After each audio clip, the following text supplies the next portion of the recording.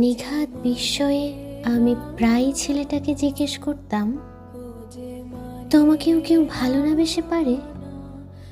সে হাসত। ছেলেটি নিয়ম করে তার হৃদয় ভাঙার কিচ্ছা শোনাতো আমায়। কে সুনিপুণ হাতে স্বয়ং এক ভদ্রমহিলা তার প্রেমিক হৃদয়টাকে ভেঙে চুরমার করে দিয়েছে, ইত্যাদি।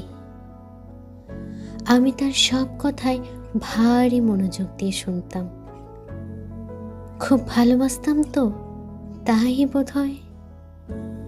তার পুরনো দুঃখ, নতুন ব্যর্থতা, সমসাময়িক দোটানা এবং হঠাৎ হঠাৎ মাথাচাড়া দিয়ে ওঠা পাগলামো, প্রতিটা কথাই আমাকে বাধ্য করত নতুন করে তার প্রেমে পড়তে।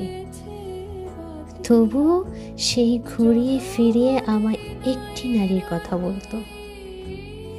একটি নারী, সে নারী আমি নই, যে নারীকে সে বরং ভালোবেসেছে, ভালোবেসে নিঃস্ব হয়ে গেছে, যে নারীকে নিয়ে সে জীবন কাটাতে চেয়েছে, এমন একজন নারী যে আমি নই, সে কখনো আমি হবও না।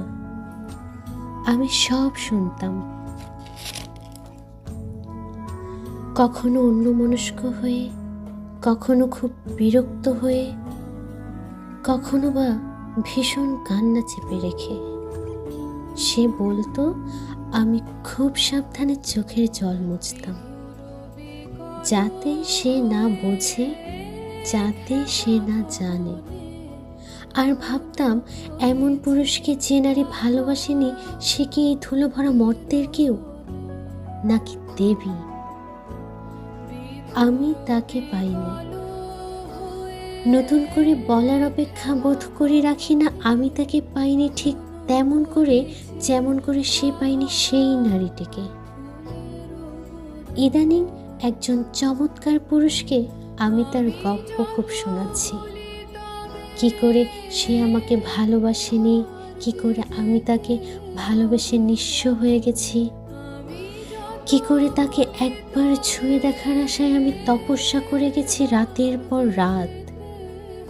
কি আশ্চর্য, সেই চমৎকার পুরুষটিও নিঘাত বিস্ময়ে আমায় শুধোয়, তোমাকে কেউ ভালো না বেসে পারে?